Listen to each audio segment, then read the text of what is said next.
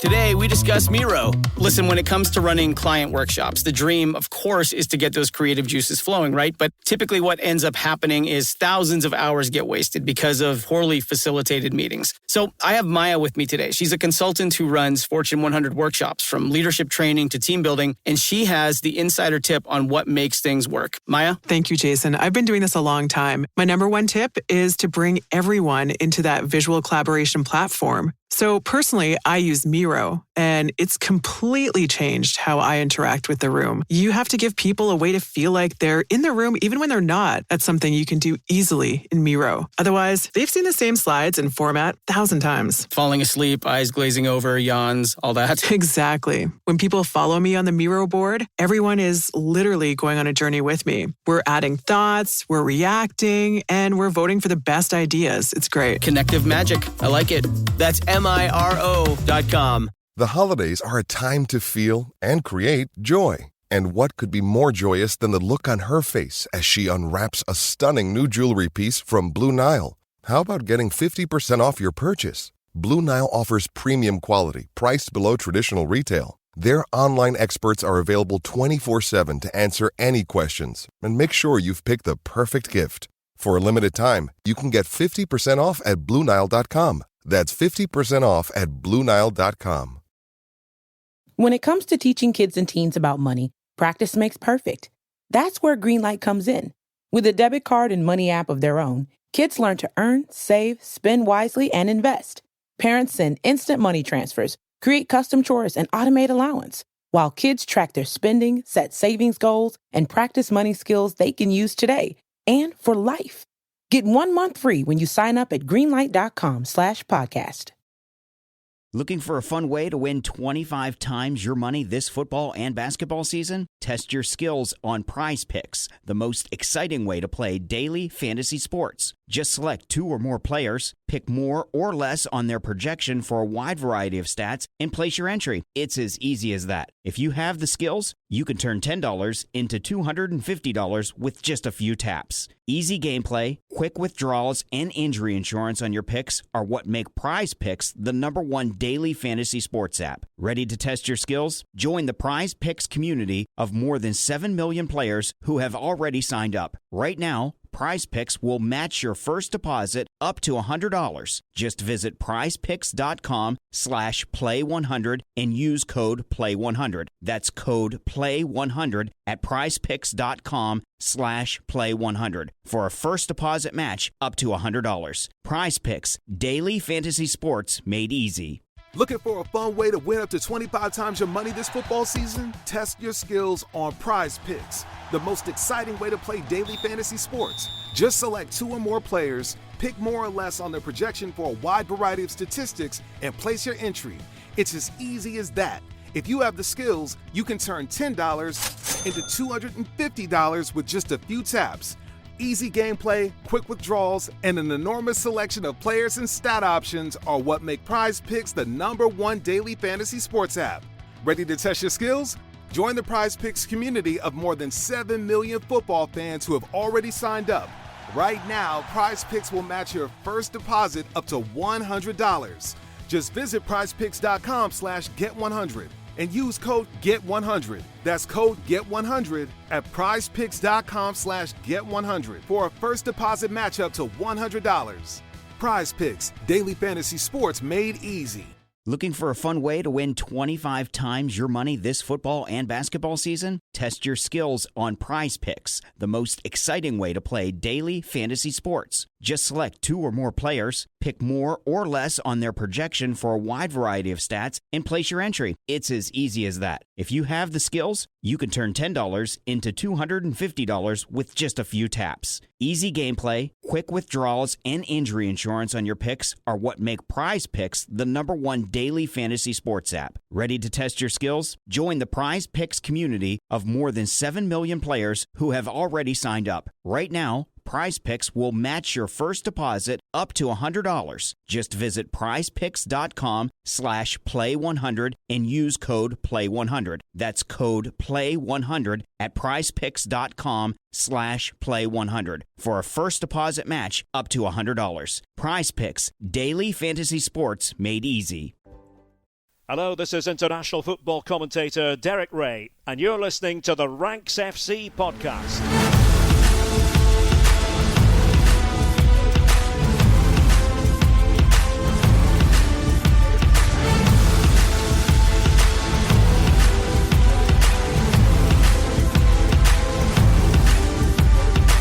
Hello, Rank Squad, and welcome to Ranks FC. It's your favourite football podcast, back for another week in the middle of a Champions League match week, which means we've had to change things up a little bit today, do something a little bit more evergreen as well. So we're excited to bring that to you. We're going back to an old classic. We're going back to an old friend of this podcast. We're ranking all 20 Premier League captains. We were asked on multiple occasions to revisit this topic. We thought, why not now? Why not now? So very excited to get into that one. My name is Jack Collins and I'll be your host today. And I'm joined by the rank god, Mr. Sam Tai. How you doing, mate? Hello, mate. Yes, I'm very good. Thank you. Very excited for this week. European football back. You guys did an amazing job last week of previewing all the games. Thank you for stepping into my shoes. Dean Jones, you were superb. I was, yeah.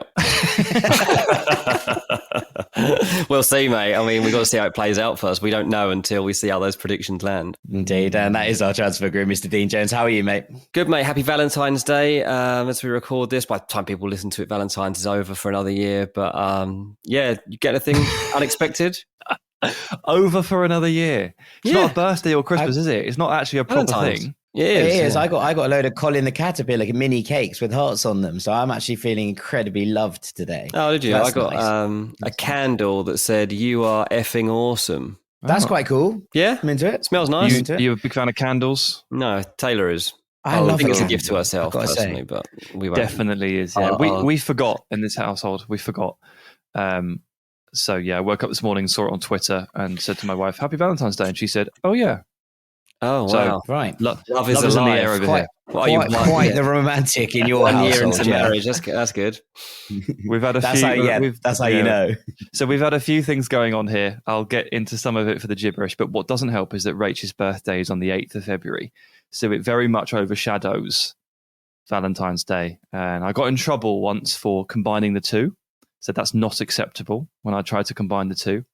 And so now I just ignore one. Basically, you missed her birthday. So you said, I'm doing it on the 14th this year.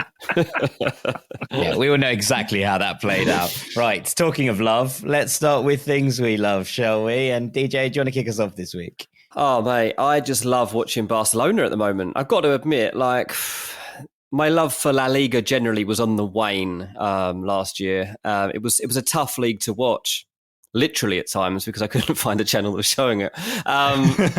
But honestly, some of the football now being played under Xavi, it's so easy on the eye. The goal they scored at the weekend against Villarreal, it was just a work of art. It was pure Barca. That is what you want to see from a Barca team led by Xavi. It was perfect. And look, Real Madrid might have become world champions at the weekend by winning the Club World Cup, but make no mistake about it, Barcelona are the best team in Spain right now. They're 11 points clear at the top of La Liga. More than that, Barcelona currently 16 games unbeaten, and that's the most that Xavi has ever managed as a manager, whether it be at Barcelona or Al Sadd even. So consider even an inferior league, he didn't manage to go on a run like this even at a time like that. This is really impressive what he's managed to do. They're about to be tested, aren't they, this week? On Thursday, we've got the Europa League match against Manchester United. Going to have a Champions League feel to it, to be honest. I mean, given how both these sides are playing right now, should be a really good game. I have to say, from what we've seen, I still will fancy Barca. Partly, United are depleted at the moment, but Frenkie de Jong will probably prey on that against the team that wanted and wants to sign him.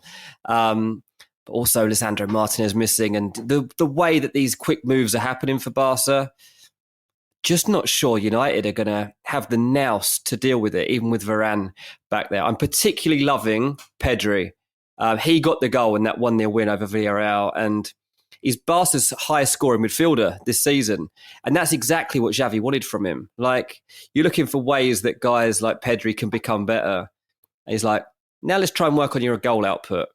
First season trying to do that, he's doing it. Obviously, it's been tough for Barca fans since Messi left, and they've been on a bit of a ride. But they're back to life. It's looking good. Not sure there's a team I really enjoy watching more in world football right now than Barcelona. Yeah, I mean, he's on an absolute scoring tear, isn't he? And we were wondering kind of what he's going to end up with this season, because you're looking at what he's putting out for this Barcelona side, and you're thinking, what is it? We're on 7 goals, I think, in all competitions. Can Pedri 15? I wouldn't be surprised. I wouldn't be surprised at all. Well, he's going to get double digits. Yeah. He keeps scoring 1 goal in 1-goal wins as well, in 1-0 wins. He's got four goals in 1-0 wins. Yeah. So basically, he's responsible for 12 points. Like you can pretty much pin it down to that. Like, yes, Lewandowski's been amazing. Yes, the defense, which we'll come to, has been amazing. But Pedri has basically won them 12 points this season. And how far clear are they? 11. Yeah, yeah. That's the difference. That's the difference. Pedri's winning the league. That's what's happening. Indeed he is. Well, I'm glad you brought up Barcelona, Dean, because I wanted to talk about them as well. And this is not suddenly turned into Siempre Positivo or another Barcelona podcast, but I thought it would be remiss if we didn't mention the form of Ronald Araujo, who is just a colossus at the back for Barcelona. And in this 1-0 win over Villarreal, Marc-Andre ter Stegen, much as he's got an incredible record this season, and much I think he's catapulted himself back up to the list of best goalkeepers in the world, didn't really have a save to make. Now, part of that was Jose Morales missing a couple of big chances, but everything else went into Araujo. He was just in the way constantly. And I tweeted at the time, and that's what I wanted to bring up.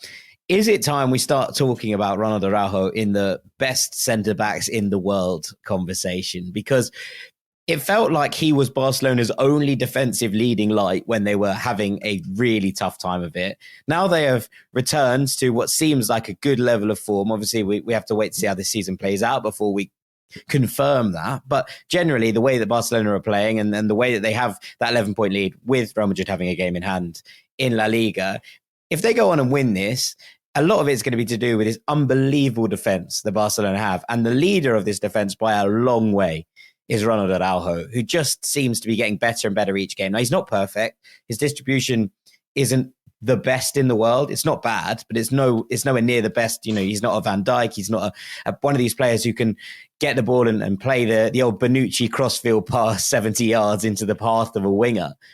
But defensively, he is monstrous. It's like genuinely incredible to watch people coming up against him. He just is like a wall. And considering that a lot of what we would have considered the best defenders in the world are either having bad seasons or coming to the end of their careers, it does feel like there's a space opening up in the world for this kind of title of best in the world, or at least to get yourself into that bracket. And Araujo has very much put his name into that conversation. Yeah, I was just thinking, actually, as you were saying, is he one of the best? I was like, okay, well, what's his competition? And all of the names that we sort of go back to over the last 4 or 5 years have all sort of exited the picture. And we'll put an asterisk over Van Dijk because obviously tore his ACL, another injury recently, just hasn't quite been top of his game over the last year, but he's still in that conversation. But all the other names, you know, it used to be Ramos, Piqué, Bonucci, Chiellini, and they're not really there. In terms of form this season, Alaba isn't in this conversation, although again, we'll put him just on the side there. Eder Militao probably is. Maybe Militao. And Thiago Silva, I think, may be his biggest competition for best centre-back in the world, taking into account how they're playing right now, as well as your general level and reputation. And yeah, I think Araujo is right in there, right in that top 5. Incredible stuff. So what we're saying is the best 3 centre-backs in the world are Ronald Araujo, Thiago Silva and Tim Ream. That's where we're at. That's what we've got to, right? That's where we're at right now. Okay, on that, we should probably move onwards. Sam, what have you got for me? Yeah, I'll go to France, and I'd like to talk about the resurgent Nantes team in Liga, because this is pretty heartwarming. They were one of my favourite stories last season. We talked about them on the pod a little bit because they punched well above their weight. They battled away for 6th or 7th place in Ligue 1 for ages, and they did just fall short in the end. They ended up in 9th, but they won the cup, and they qualified for Europe as a result. Amazing achievement for this club, genuinely amazing. Then they went into the summer. They lost Randall Kolo Muani to Eintracht Frankfurt for free. Like, look at him now.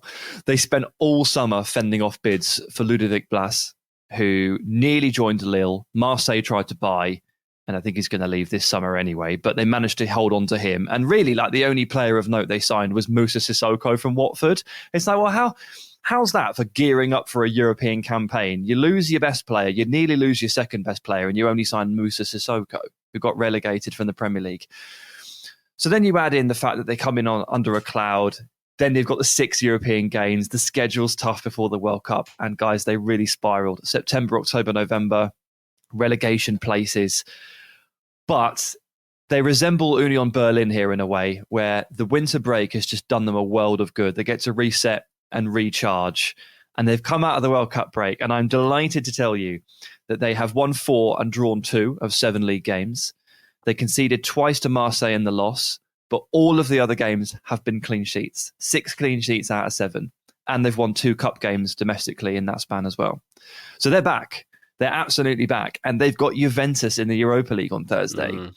So this game for Juve, when it was drawn, when we always make this, we always draw this line and say, well, things can change. Juve would have been looking at this draw in December and gone, licking their lips. All right then. And now they should be genuinely really quite scared, because this is proper upset alert territory. Proper upset alert. Not a horrible to play against. They have a real bend but don't break philosophy. A lot of last-ditch defensive actions. A lot of absorbing pressure. Not huge amounts of goal threat, but enough to get them through. And they're just like really sticky. They're just a horrible team to play against. And Juve, I think, are going to find this really difficult, particularly over 2 legs. And they might come unstuck. Yeah, it's a very interesting one. There's a lot of very interesting ties in the Europa League and the Europa Conference League, as you might know. They will be highlighted, or the best of them will be highlighted on our YouTube channel on Thursday morning when UE Ultras returns with a vengeance. So I'm excited to share that with you guys as well. With that, I think it's probably time for us to move into our main segment. That is all for things we love on our Valentine's Day record. We'll see you after the break. Walk the dogs, school drop-off, meetings from 10 to 3, take kids to soccer, then no time left for a jog. When everyone else is relying on you, it's easy to put your needs last. BetterHelp connects you with a licensed therapist online, so you can show up for yourself the way you do for others. Find more balance with BetterHelp. Visit BetterHelp.com today to get 10% off your first month. That's BetterHelp.com. Welcome back to Ranks FC, where it's time for our main segment. We are ranking every Premier League captain. Now, we did this before. I tell you, boys, it doesn't feel like this long ago, but it was on the 28th of October, 2020, nearly 2.5 years ago. It was the 3rd ever episode of Ranks FC, just after that shift from VL Football Ranks. It was, a long time ago. So I'm excited to get back to this. I'm excited to have a look at it and see where we've got to, who's still around, who's changed. So Sam, I'm just going to hand the floor to you and get in it. We're still here. Still here. I'm still wearing this armband. I was going to say, most importantly, who's the captain? Have we deposed Jack Collins yet? I'm sure we've made him walk the plank at this point. We tried to fire him the other week. Yeah, we keep trying to. Yeah, but unfortunately nothing works and I'm not here. So you've had to bring me back on a short-term freelance contract. But I'm taking the armband straight back. Thanks very much. Well, your captaincy very much resembles number 20 in our list, Luka Milivojevic of Crystal Palace, who it's a surprise, really, that he is still at the club. They've definitely tried to move past him. He was once very important, but no longer. He has 2 starts this season and they bought 2 new central midfielders, or loaned and bought 2 central midfielders in January. So Milivojevic, soon to be gone, we assume. 19th, Pontus Jansson. 6 starts for Brentford this season. 4 centre-backs have all played more. So not exactly a key player for them, but holds the armband. 18th. He has been injured. I will give Pontus Jansson some credence in that he hasn't been fit for most of the campaign. But you're right in that there are better players at Brentford. There are, particularly with the arrival of Ben Mee as well. And Ethan Pinnock just continues to go and go and go. Number 18, Jamal Lascelles, 108 Premier League minutes this season. I was surprised to learn that he's still the captain. They've got this well-oiled machine going on. They've got 14 or 15 very good players. He's not in that collection of players. They've obviously got new leaders on this pitch in form of like Kieran Trippier. I presume he's vice captain, but Jamal Lascelles still holds the armband, but he's in 18th. Actually, genuinely struggle to remember how good he is because it's been a while. Number 17, it's a little run of centre-backs here, Joe Worrell of Nottingham Forest. He's one of 3 men on this list captaining their local club, so bonus points for that. He's a handy centre-back. He's doing okay on his step up to Premier League level. That's probably as far as I'd go. And then let's round off the bottom 5 here. Number 16, Seamus Coleman of Everton. Hell of a servant to Everton. 34 now, edging towards that twilight part of his career. And I think ultimately they're backup right back for when Nathan Patterson is fit. So I struggled to put Coleman in here because I couldn't figure it out. I wanted to pay him the respect he deserved, but his current level is probably here about 16th. Yeah, wonderful footballer and an incredible Premier League right back. I think when you look back at the career he's had in the Premier League, especially when you remember that he was signed for 50 grand. As the song goes, from, I believe, Sligo Rovers. Sligo Rovers, So to come in and make the kind of impact that he's had and be at the top level for fullbacks for so long, I agree. But I do think that Seamus is coming to the twilight, as you say, of his career. Would have been interesting to see if Everton had stuck with a back 3, if he would have been able to do the kind of Cesar Azpilicueta, I'm sure we'll talk about him, job on the right-hand side of a back 3. But that hasn't really materialised, and it doesn't look like he's. Well, I think you're right in that he's coming to the end. I don't want to say anything negative about Seamus. I love the man to pieces. He was once very nice to me. Sam once watched me melt when he said hello to me when we were at Millwall away in the FA Cup with Everton, and Seamus Coleman captain to captain. You were talking, were you? And I just and I just sort of melted. He said Howya, didn't he? Howya. And nodded at you, and you just died. It was so cute. Really nice day. So love Seamus to pieces, but I think, as you say, he's coming to the end. Can't really argue with much of that. I would have probably had Janssen ahead of Lascelles. I think when he's fit, he probably has more of a role to play for Brentford than Lascelles has for Newcastle now. But I'm not going to argue with the 17th, 18th. Yeah, I mean, it's much of a muchness down there at certain points, isn't it? Lascelles and Janssen and Worrell, I'm like trying to figure out, and they're all like fringe Premier League level centre-backs. Sometimes it's about personal preference on that one. But I'll move into number 15 in the next tranche. 15, we've got another centre-back who is Liam Cooper of Leeds. He's pretty good. That's what I've written down for him. He's pretty good. Good player. And then number 14, Johnny Evans, another centre-back. I'm swimming in them, guys. And this is why it's really hard to figure out. Like, I've got 5 here. Evans, Cooper, Worrell, Lascelles, Janssen. They're all relatively These are mainly similar players I forgot were in the Premier League, mate. This isn't really doesn't sound like a captain's ranking to me so far. I'm like actually quite shocked at what the list of names we're going through. It's quite interesting, isn't it? It's one of those things where you're looking at it and going, who's actually the captain and who's the captain week in, week out, right? And this is the area where you're looking at these and going, none of these people wear the armband on a regular basis because they're not on the pitch.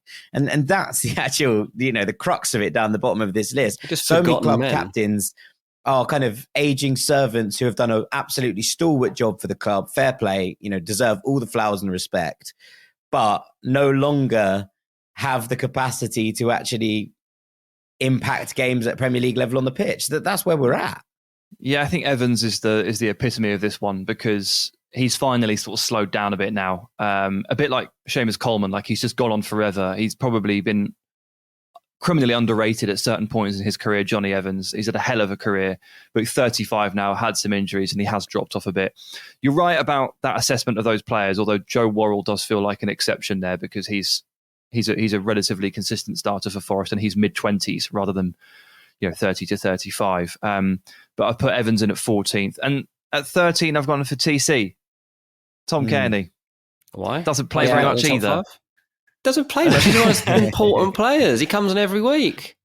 He comes on every week. He does. He has a role where he comes on at a certain time and helps us see out the game. This is bad. This is a bad call. We were talking about this on Monday, right? We were talking about the concept of starters and finishers. And Marco Silva. Tom Kearney is one of Marco Silva's finishers. He comes on to control games, to slow the pace down a little bit, to provide incision when Fulham are chasing a goal, and to completely and utterly just keep the ball when Fulham are ahead. And I think that Tom Kearney is playing as like the best football that he's played in ages, to be perfectly honest with you, from a Fulham perspective. But I can see, considering the minutes played and the perception within that, why he would be here. I'll be interested to see who the next couple are, and then I can have an argument with you instead of doing it before I know who's ahead of him. I mean, like, I was going to put Kearney lower, but then Jackie sent me that video of him scoring that goal against Sunderland, which was just awesome. So an FA Cup goal against Sunderland has swayed your decision on how good a captain he is. No, this is just him as a player, and he's nowhere near as influential on this Fulham team as he was a couple of years ago. He's much more influential than he was a year ago, but he doesn't start for you because he doesn't quite fit the manager's style, right? Like, I assume it's the fact that his body he doesn't fit the style. I think he's just got better players now ahead of him. Well, that's why he's 13th, mate. Anyway, as Jack says, we've hit a hot spot here. You'd got away scot-free up to number 13, and obviously we're going to jump on that. I mean, this is where I get nervous. So at number 12, I've put Azpilicueta, who I still think is probably a better footballer than Tom Kearney, although it is very difficult to judge these things position across positions. Someone else who was dropped off a few levels, but very smart and has been very good.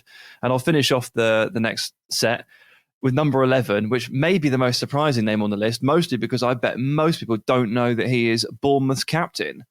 Neto got made captain the other week. The goalkeeper. Did they take it off Kelly? They took it off Lloyd Kelly and gave it to Neto. Does Lloyd Kelly not start most weeks? Seems a bit rude to take the captaincy off him. He's been injured, so I don't know. I know. No, they've given it to Neto. So Bournemouth's 33-year-old Brazilian goalkeeper, as if that's not weird enough as a sentence, is now captain of the football club after 6 months in the area. Interesting. Blimey. And Neto's perfectly fine, serviceable goalkeeper. Yeah, Neto's grand. Yeah, absolutely no problem with that. It's just weird to think about, like as a concept, right? Like, sorry, come again? What? Yeah, I know. It's happened like last week. I'm lucky I caught it, actually. I just Googled everyone's name to check. What? Neto? Yeah, that's strange. Yeah. The manager, he calls him Nets, which I thought was quite good. Nets. Yeah, Nets is our captain Neto takes too long to say. Yeah, Nets is a good influence. You know, he's on a 12-month contract, as in his contract expires at the end of the season. They've just given him the armband. That seems like bad squad planning, I'll be honest. It's a manager trying to save his job, I think. He's trying to save his job, and clearly this is got to be one of his reasons as to how he's trying to do it. Well, I mean, look, if we can take anything away from these first 10 names, is that it is not a prerequisite to actually play football and have a massive influence on the pitch to hold the armband. And so Neto getting it as a starter is still a better situation than most of the lads at the bottom, Milivojevic and Lascelles and Johnny Evans and stuff like that, who really aren't in the first choice 11s. Mm. Yeah, I get that. I think it's going to be interesting to see how it goes onwards from here. There's not all that much to argue with, I think, in that, if I'm honest. It's maybe Worrell should be higher, I think, maybe just about a couple of places. I think Lascelles should be below Janssen, but it's only a one-place swap. And I wanted to argue with you about TC, but I don't really have the capacity to, I don't think. I think we still can. We think he should be in the top 10, so we haven't heard the top 10 yet. You said top 5 earlier. Well, he's going downwards very, very quickly. But we still see. Right now, the two you put above him, I'm not going to have an argument with, but I'm going to be intrigued to see where you go from here. Yeah, well, we're still... It's really strange. We don't really get to this is a really solid, very good player until the top 5. It's astonishing, really, how mixed the ability levels are in the armband game. But kicking off the top 10 at 10 is John McGinn at Villa, who actually has had a really tough time of things since he got the armband. Gerrard gave it to him, and his form immediately plummeted. But there were a few signs of life under Emery, but he got injured again. But the New Year's Day performance against Tottenham was very good. And I think we can all agree that McGinn remains a very good player. Yeah, I think Villa need McGinn in that team, yeah. Yeah, I mean, I was actually really surprised not to see him play against Man City at the weekend. Yeah, He's exactly the kind of player who can really bunker down and deal with that kind of game. So he has his strength for sure. Number 9, I'm grinning because it's a contentious one for you guys. I see Jack is primed for action. At number 9, I'm putting Jordan Henderson of Liverpool. You guys know I'm not his biggest fan, and I think he's dropped a level or two again. He's the best captain on this list, but I think he's in the 9th best footballer. I think we never maybe made this completely clear, right? Like, it's not necessarily about their ability to lead. We're not ranking them on their leadership qualities vis-a-vis Football Manager. It's more kind of how good are the 20 captains in the Premier League. That much should be made very clear, I think, because I think there are certain names on that list down low. Well, you can to a point. No, it's not a... I feel like for me if I was to sit there and go, like, who's the best captain, I would need to be captained by all 20 of these people and then relay my personal experience. I've never met most of these guys, so I can't really tell you the dynamics of it. No one can. Seamus Coleman, number 1, met him. Yeah, I've met him, but that's it. So I can't. None of us are in a position to truly judge that. We have to rely on what people say and anecdotes. But I can tell you, I think the best footballers are, and I think Henderson is marginally better than McGinn, who is marginally better than Neto, which is a hard comparison to make, given one's a goalkeeper. But you're doing a decent job. Kind of where you end up. You are doing quite a good job. Yeah. But Henderson at 9. This is probably fair. Well, it depends who's above him, but I think above McGinn is probably fair. I think McGinn probably is starting to gain more impact. Obviously, when he's played this season, I think, since the break he's been good, but Jordan Henderson remains, and I thought last night's performance against Everton was pretty solid. I think if you put the right people around Jordan Henderson, he still has the capacity to thrive. I just don't think he's capable of doing what he once was capable of doing on a football pitch in terms of getting forward. But you look back at the World Cup, and he was clearly a key element of that side and worked really well. And so that's it. If you put the right people around Jordan Henderson, he still has the capacity to influence football games in a really big way. It's just been tricky getting any sort of midfield out of Liverpool this season. And so therefore, I think his stock has plummeted, maybe partly as a result of that. So here's where it gets interesting, because at number 8, I have put another English central midfielder, which allows itself for an extremely direct comparison. Number 8 is James Ward-Prowse of Southampton. So basically what I'm saying is I think JWP is better than Henderson, which is probably a contentious point. Yeah, I think it is. I think but I would argue that JWP's influence on matters on the pitch for Southampton probably trumps Henderson's influence on matters on the pitch for Liverpool right now. But maybe that's not the argument. I'd say that, Henderson is definitely...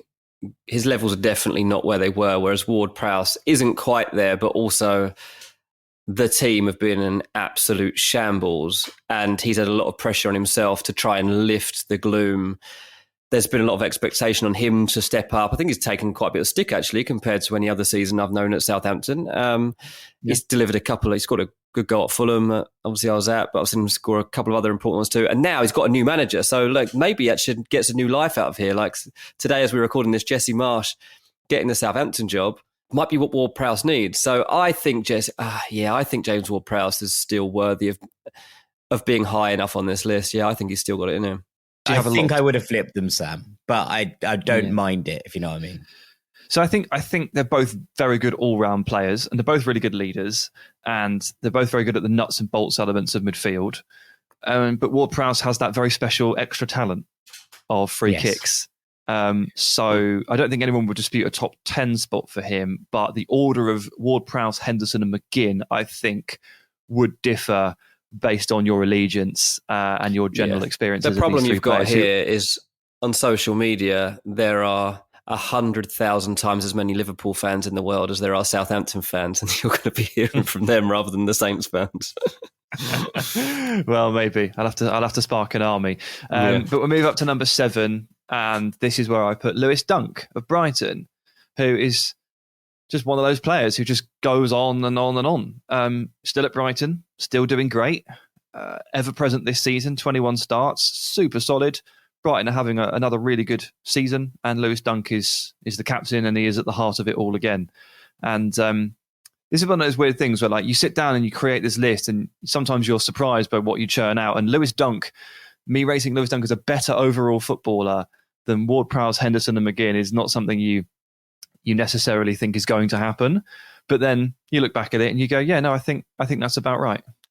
His level is higher, I think, generally across the course of this season. And obviously you can look back historically, and you have to do so to an extent. I think that's evident at the bottom half of this table that you've put together of anything. But there does feel like a point where you go, Lewis Dunk has been part of a very good Brighton defence. He has been part of a very good side who are currently higher than both Aston Villa, Liverpool and Southampton in the table. Dunk's effect on that team is massive. And I think he's just been very solid. You know, earlier we mentioned Johnny Evans. This is where Johnny Evans was 3 seasons ago, isn't it? Like, this is probably, yeah. This is it. He is a reliable, rock solid servant who basically rarely puts a foot wrong, and ultimately has meant that he's been raised up this table into a place where he's in a Conference League spot. So it's what Brighton will be hoping for this season. It's what Dunk will be hoping for from his capacity. I think this is fair, mate. I'll be honest. I think it's fair. I really want to argue with you, but so far I'm finding it very difficult. Well, there you go. Well, let's argue about this one. Number 6, the most polarising player on planet Earth, Harry Maguire of Manchester United. Wow. Above Lewis Dunk. Above Lewis Dunk. How do we feel? This is a really hard one, isn't it? Because he hasn't actually done that much wrong in recent times. And even when he was playing badly, the mental stress that he was under feels hard to judge him by when things got so bad. And when you see him at the World Cup doing well, you remember like what he's capable of. He's getting in the United team occasionally still. He might be playing against Barcelona this week. Maybe we should judge it after that. Maybe we should judge it after he's played Barcelona. I don't know. Honestly, like knowing obviously his name was going to be in this list, I was expecting you to stick him in like 15 initially. And I was kind of pleased that I hadn't heard his name in the top 10. I didn't think you would put him this high. I didn't think you would. And I don't think you can put him this high, Sam. I can't sit here and you go, if Jordan Henderson is having a bad Liverpool season, fans are going to go mental about this. Yeah, and I think they're probably right to. Like, you can't sit here and be like, Maguire's had a really bad season. He's had a really bad couple of seasons, but he had a good World Cup, and then put Jordan Henderson 3 spots behind him. Like, it doesn't make sense. Like, it doesn't add up. Yeah, so I mean, this simultaneously feels too high and too low for Maguire. For me, and I really struggled with it. And you do have to remind yourself of what he's capable at his best, which we saw at the World Cup. Genuinely very, very good, and like better than Jordan Henderson showed. So if we can agree that like Maguire and Henderson are having down seasons, but they both had good World Cups, who had a better World Cup? Harry Maguire. So that's kind of one way of rationalising it. Henderson's having a better Premier League season than Maguire, even if he's not playing well, because he's playing to begin with. And it's marginal, though. It's still marginal. I mean, look, in some stakes, negative exposure is worse than no exposure at all in some stakes, because we're just trying to work on what we see. But I find it really hard to put my finger on where he should be. But I think criticism of him is generally overblown. I think he has really good moments and he has really good performances. I think his top level is higher than Dunk and it's higher than Henderson. I look, you know that I actually really like Harry Maguire, and I think the criticism of him is overblown, but I just don't think on what we've literally witnessed over the past 2 years, it makes any sense to put him here ahead of some of the names you're putting. Yes, in terms of what he's potentially got in the tank, you can put in there, fine. But you're working on potentials, not on actually what they're displaying on a week-to-week basis. And I think that's probably unfair. But it's difficult when he doesn't play every week. So what I've got to lean on is what he did at the World Cup, which was really good. On, you put Jamal Lascelles in 19th because you haven't seen him play for ages. So hang on, if you're like, we're picking what some player had, that's not right. The fact that he can't get in this team. You know that Jamal Lascelles is basically like a fringe level Premier League player, whereas Harry Maguire is well beyond that. Harry Maguire is a Europa League level defender. That's what I've always said. And he's capable of playing for his side. No, I think that that's hard. I think that you're wrong about Maguire being that level. I just think that, like, look, we'll find out whether United move him on or not. But the way to judge this, how many people just turned off the podcast, we won't know. But I reckon a lot of people aren't listening anymore. Right. Okay. Here's one for you. Do you think Brighton would sell Lewis Dunk to sign Harry Maguire, or do you think they'd sign him and play him instead of Lewis Dunk? I think there's a better way to scope out. Who would Tottenham sign, Lewis Dunk or Harry Maguire? They'd sign Harry Maguire. I don't think they would. I think they would. I don't think the Brighton question's fair, because remember when I said more Joe teams Worrell's would one of sign Harry 3 Maguire men captaining their local teams? Well, Lewis Dunk is one of the 3. And Ward-Prowse is the other. So Maguire. I do. I think more teams would sign Maguire, but I think that is somewhat reputation-based and somewhat not necessarily fair. The fact that I have them 6 and 7 would suggest that I don't necessarily see that much difference between them. But, yeah. I mean, listen, when I woke up this morning, I did not think we would be debating Harry Maguire versus Lewis Dunk, but here we are. It's good times. It's just always fun and games on the pod. All right, let's leave that slide. Get the VAR stuff. Well, this is it. If you're listening to this before the Champions League on Wednesday, you're like, why am I not just listening to the Champions League preview? That's last week's episode. You can go back and listen now. Right, Sam, let's move on from Maguire and the ag surrounding it. Let's go onwards. Okay. Top 5. And speaking of Spurs, this is where Hugo Lloris comes in. What's the matter now? Stop. Well, Hugo Lloris has been dreadful. Spurs fans want him out. He's a good goalkeeper. He's not elite, but he's a good goalkeeper. He's the best player we've talked about so far. Yeah. He is. Yeah. He is. World Cup finalist Hugo Lloris, who was excellent against England, annoyingly. I don't know what his future holds for him in terms of Spurs moving from next 6 to 18 months, but I think he's a top 5 player here. I'll move into 4 swiftly before Jack explodes, and it's going to be Ruben Neves, who is Wolves captain for this season. Probably a fitting one because he's probably in his last campaign with Wolves, and as a bit of an adopted son of the area, it's really quite cool for his final chapter with Wolves to be as a captain. I think he's Liverpool really playing up to that. Season. He's really playing up to the captain's role. I think he is a proper leader. He's also an absolutely tremendous footballer. Yeah. And I'll take a pause at 3 to reserve the top 2. Declan Rice, captain of West Ham, another tremendous footballer, another future £100 million midfielder probably, and that kind of says it all. We're talking about vastly different levels, aren't we, from 4 downwards? Yeah, I was gonna kick off about Neves being too low, but you've put right said I would probably switch them, but that's just me. Well, you're Irish and want to be I love Neves. I think that absolutely Neves makes sense. I think Neves is absolutely sensational. Like I really do. I think he's the complete midfielder in so many ways these days. His kind of development from a very, very talented player who came in at Wolves, left at Porto side where he had been the youngest captain ever, came into a Wolves side in the Championship and was the figurehead of that revolution. I think given the fact that Wolves have been a bit up and down, Neves' development into a really, really complete midfielder. I mean, he was good to begin with. He's now excellent. I think sometimes goes under the radar. So I was going to kick off, but I think you're probably okay. And I know I've worked out who's above him. And I think that maybe 4 is just about fair in that regard. I might have him 3, but I think 4 is probably. Yeah, I thought he was older than he is. I've got to say.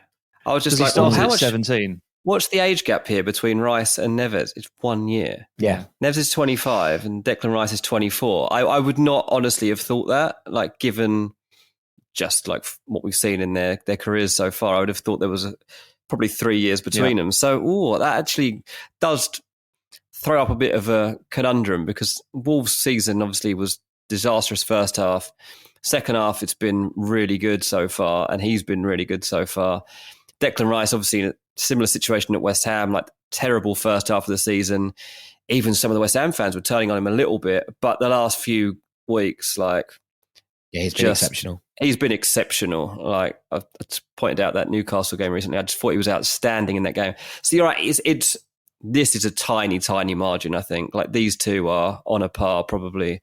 Would they make a good combination in midfield? Maybe someone should just sign the pair of them in the summer. Yeah. Absolutely. Quite the duo. Would be, yeah. I think that'd be very interesting. Fair. I think that's probably about fair. I think there's a gap from, as you say, Sam, from 4 down. There's some quite clear tier gaps, isn't there, in this? Maybe it's something we can look at some point. But there are very much like the lads who are like, what are you still doing at the club? Then above them, there's like mostly here for morale at this point. Then there's like still making an impact, still leading from the front, genuinely well good. They're the 5 tiers, aren't they? So let's get into the top 2, who are the top of genuinely well good. Yeah, I mean, this is very difficult to split, 2 and 1. And it was almost a coin flip last night when I was deciding this. And I'm reading my notes again, and I'm still not sure. But at 2, I'm going to put Martin Ødegaard. Oh, no, he hasn't done it. I think he's a real contender for number 1. But and I started this process, I assumed that he would be number 1. The lowest he could possibly be, can we agree, is second. This is like the absolute floor for Martin Ødegaard. He is unbelievable footballer, unbelievable season. A genuine surprise choice to me as captain, actually, of Arsenal Football Club. But I think he's carrying out the role really well. He's turned out to be a good pick, and his importance to this team is, knows no bounds. So that means at number 1, and just pipping him, and I'm sort of paying my respects to a very, very good footballer over a long period of time, is İlkay Gündoğan of Man City. I think Ødegaard is having a better season than Gündoğan.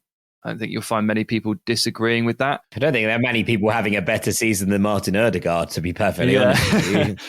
But I think I'd say that Gündoğan is probably the better overall player, generally speaking, and I think he probably deserves a nudge of respect.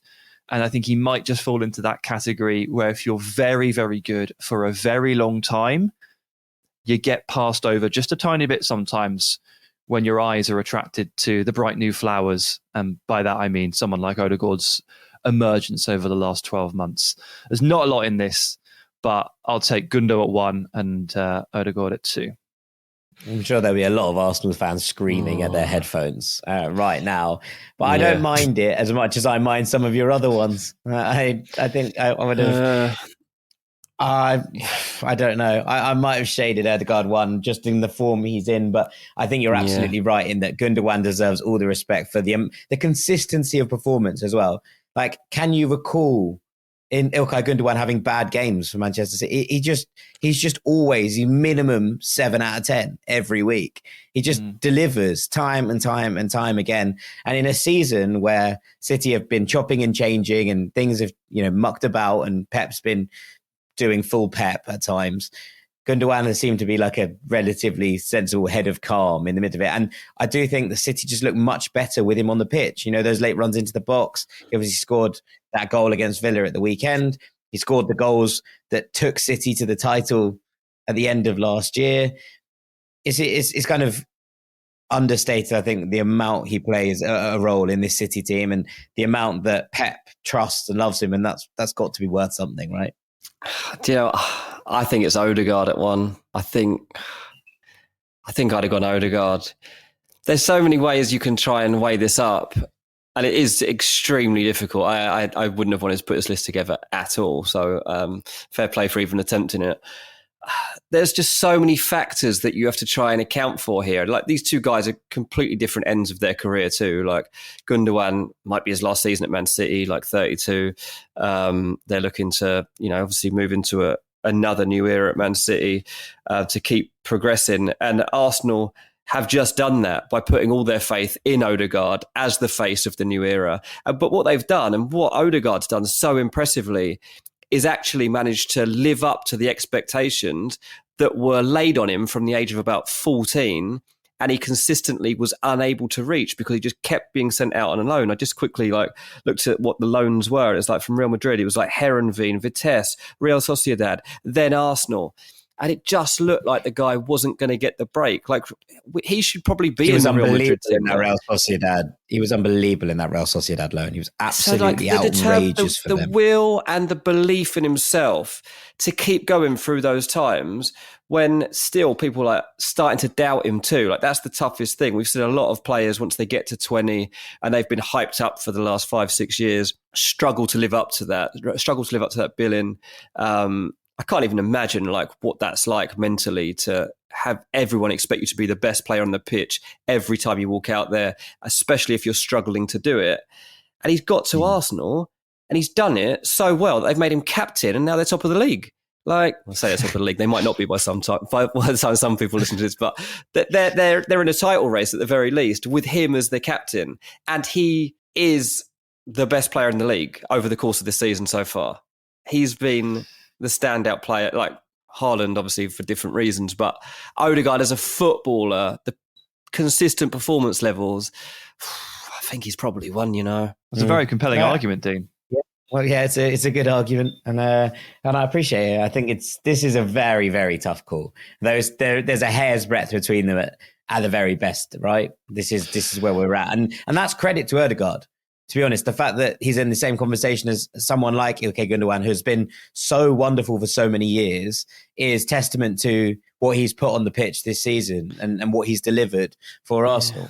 It kind of reflects the title race, though, doesn't it? Because we keep saying credit to Arsenal for even being in this discussion, credit to Odegaard for even being in this discussion, yet we're all going to give just the edge to Man City anyway. I just presume Man City win the league. I just presume Gundogan is a bit of a better player. Like, it's just that thing because of what we've watched in years gone by, and like Man City have just always been a step above of everybody else. So we're struggling in our mindset to accept that anything that might Arsenal, have changed, that could change right now, like so suddenly and so unexpectedly. Maybe that is it. We're only human after all. We have our biases and we have our things to overcome. Maybe the fact that Arsenal didn't win at the weekend and Gundogan was so good, you never know. Maybe that, because we're talking about a hair's breadth. Maybe that influenced me. I don't know. I watched Gundogan run the show on Sunday. Maybe that's the difference. Maybe if you ask me next week, I've got it too, and I've got it the other way around. But maybe on Thursday. Either way, it's very tough. It's very tight. I mean, the good battle between Rice and Ruben Neves for third. Great battle between Gundogan and Odegaard for first, and a hell of a battle between Pontus Jansson and Luka Milivojevic for 20th. I'll never forget the Lewis dunk, Maguire. That'll live with me forever. That'll be with you for a long, long time to come. Yeah, on my deathbed, I'll be thinking, Maguire and dunk. That was the moment. That was of our career. That was when That's ranks went peaked on. Yeah, exactly. All right. On that, we should probably move on to our third and final segment. Don't go anywhere. Welcome back to part 3 of the Ranks FC podcast, where it's time for our stalwart finishers to return. And Dean Jones, first and foremost, the floor is yours. It's time for Melon of the Week. This week's Melon of the Week is Malik Tillman of Glasgow Rangers. If you haven't seen this, you need to go and watch it as soon as I've finished describing it. So, chaos in Scotland, a cup game at the weekend, and it all started in the 70th minute with the ball was knocked out of play so that Tillman could actually get some treatment on a knock he'd received. So they're playing against Partick Thistle, and what ensued was nothing other than chaos, to be honest. Partick looked to resume play with the throw-in, and they were going to stick the ball downfield so that Rangers could have possession of the ball back deep in their own half, and they could start again from there. Tillman didn't really get it. What he decided to do was nick the ball off the defender, run through on goal, and stick it in the net. Partick went. It's a great finish, to be fair. He goes around the keeper really well. He does. Not okay. Yeah, he was basically thrown around by a few different players. Partick totally lost it. Yeah, they kind of gave him the treatment that Chelsea fan got at West Ham, and the video that went not quite as bad, but wasn't far off because Partick was so mad about what had happened. They were like, "You can't do this. This is totally unsporting of you." Not sure he totally understood what had gone wrong, to be honest. I don't think he really had an awareness. When the referee totally powerless in this situation. Like, he can't do anything about it. It's a legitimate goal. It's just he's kind of broken a code of conduct. Luckily, Michael Beale decides to do the right thing. Like, all chaos is going around, and he's like, lads, just let them score. Just let them score. Let them have the ball. So Partick, like, there's still, there's smoke coming out there. Ballistic, by the way. Yeah, there's absolutely livid that Rangers. It could have been an actual riot. There could have been a riot. This is a great game, by the way. Like, it was a really good match. Rangers nicked it right at the death. But look, Partick, they did equalise just about. They ran the ball from the halfway line. Alan McGregor, the Rangers goalkeeper, pretended right at the last second he wasn't going to let it happen. He jumped in the way, and he made the Partick lad a bit nervous, and there was a nervous laugh as he knocked the ball into the open net in the end. But Tillman, mate, it's Melonish. Read the room. You're Melon of the week. There were some strong contenders this week for Melon of the week, but I think you're probably right to send it to Ibrox. Malik Tillman not understanding the code of the game, very amusing. Thankfully, justice was served. Anyway, Rangers won in the end anyway, so it didn't really matter. 3-2, good game at the end of the day. Great game in the Scottish Cup. Right, shout out of the week, Dean. Yeah, it is time for shout out of the week. Keep your reviews coming in, people. This week's shout out of the week is Nick Corbo. What a lovely few words this lad has sent in. Anyone that reads this is just going to think this sounds like the best podcast in the world. So he gave us the 5 stars, obviously.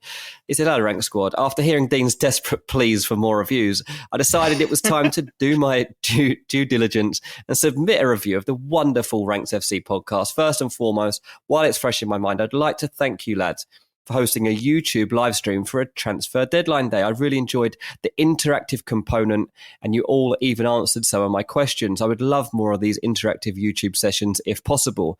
That will be granted in the very near future, Nick. So you will be seeing more of us very soon. He said, also, I was blown away by your Bilbao documentary. I could tell there's a plethora of diligent labour, God, blimey, the words this guy's using, conscientious interaction involved in its creation. The overarching familial narrative was well portrayed. I don't know how I'm even reading this. It's so well written. Is this Jack's Burner? Yeah, I know. Would I have loved to see Jack bamboozled and disoriented while lost in the streets of Bilbao? Nothing digs into a man's ego quite like the feeling of finding helplessness. I also greatly appreciate how active all 3 of you are on Twitter. This can't be about me. It really supplies loving listeners like myself with supplementary rank sustenance to keep us satiated until the next podcast. Blimey. All the best. Keep up the outstanding content, Nico. Nice one, Nick. That gets a Pulitzer, that, doesn't it? That was a hard read, but it was a lovely review. Thanks, mate. No, beautifully written, absolutely stunning. Was it you, Jack? Can't ask for more than that. It wasn't me. I wouldn't slag myself off about getting lost, would I? This is just one of my points of interest. It might be a cover up. Oh yeah, you never know. I also want to give a shout out to the man who came up to me at Ealing Broadway Station yesterday and was like, "Love the pod, mate. Keep podding." And I was wearing my Ranks hoodie, so that was a nice touch. I enjoyed. It's always a nice treat, isn't it? Well, indeed, it was. It really was. Right.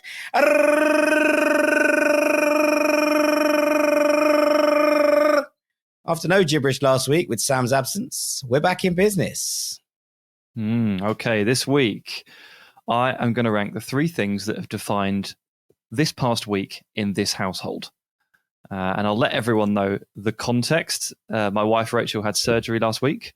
Nothing hugely concerning, but she was under general anaesthetic, which does take a little bit of time to shake off. And she's had some stitches in her abdominal area, so she hasn't really been able to move very much. In fact, she couldn't move at all for 3 days and then couldn't move much for another 3.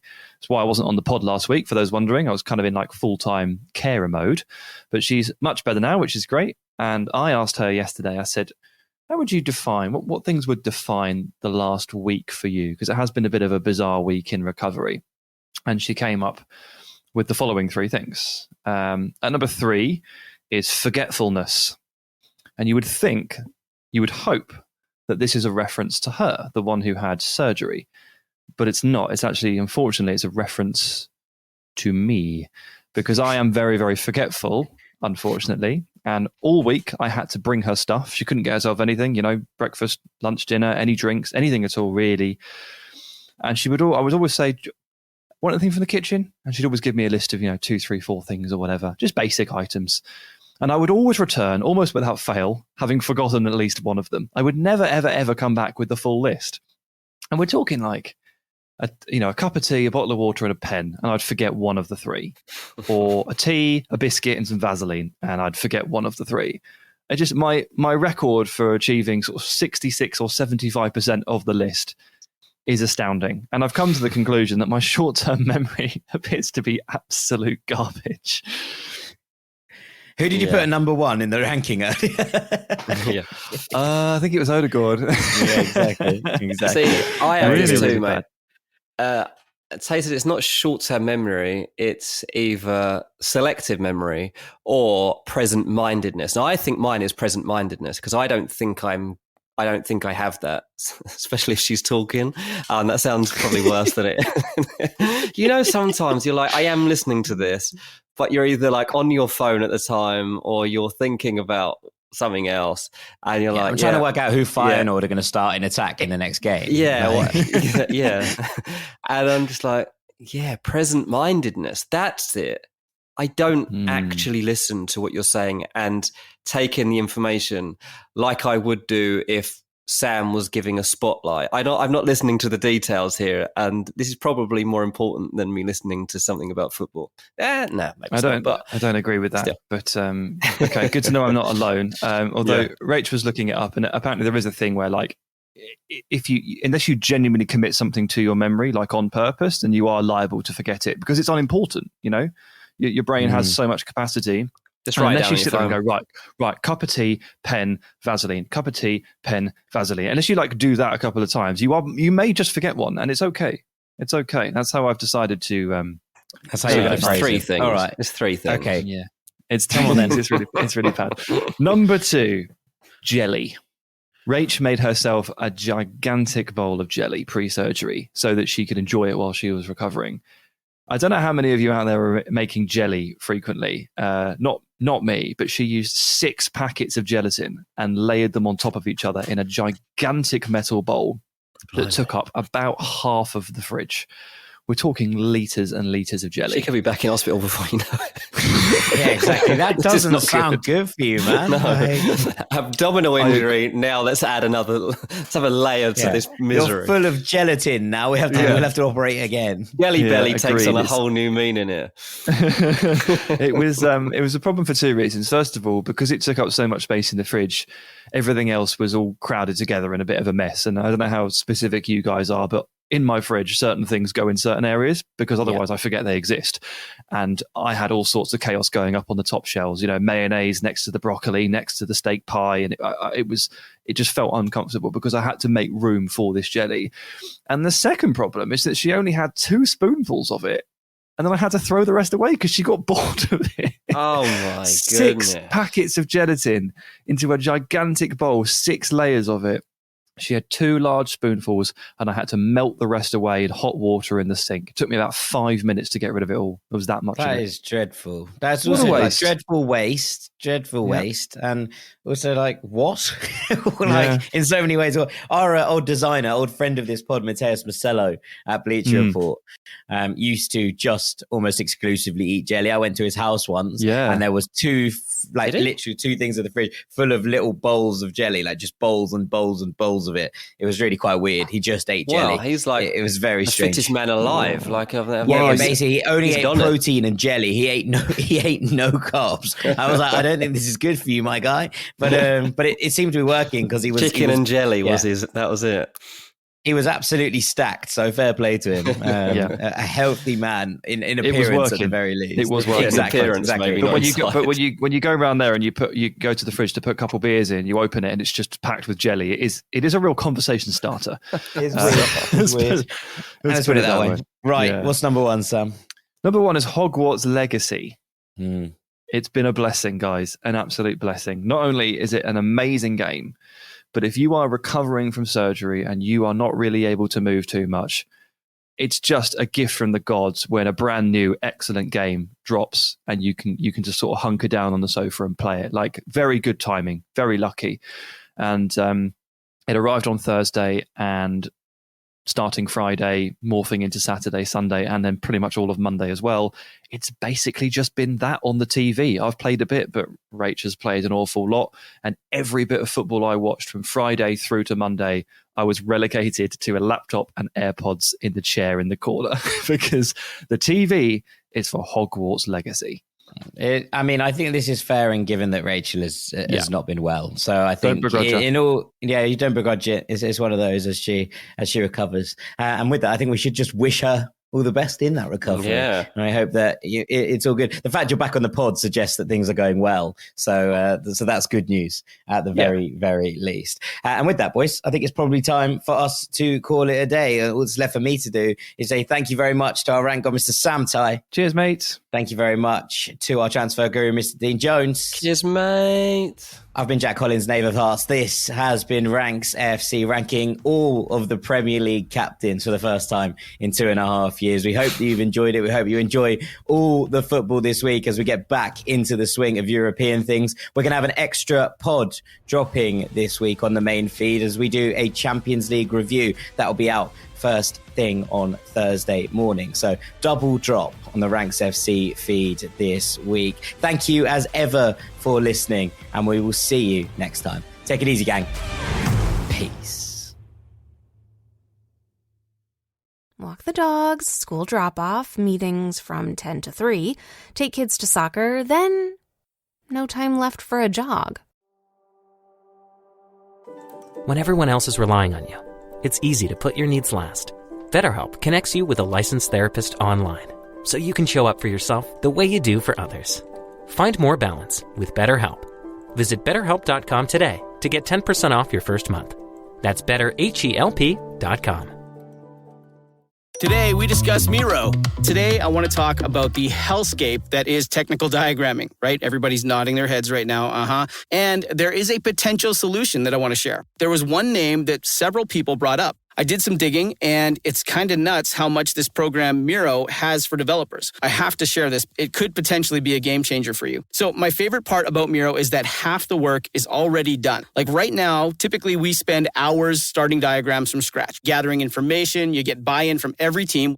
That's a lot of work to do. But Miro has a full set of integrations with the tools you're probably already using. And they also offer open APIs and SDKs for custom solutions for all those niche diagramming use cases we have to do, right? So the end result is the same, but it doesn't take forever. It's a massive, massive time saver. I'm transforming basic flowcharts and network architectures, and it all lives in one place. So are you using Miro? Have you used it? I want to hear. That's MIRO.com. When it comes to teaching kids and teens about money, practice makes perfect. That's where Greenlight comes in. With a debit card and money app of their own, kids learn to earn, save, spend wisely, and invest. Parents send instant money transfers, create custom chores, and automate allowance, while kids track their spending, set savings goals, and practice money skills they can use today and for life. Get 1 month free when you sign up at greenlight.com/podcast.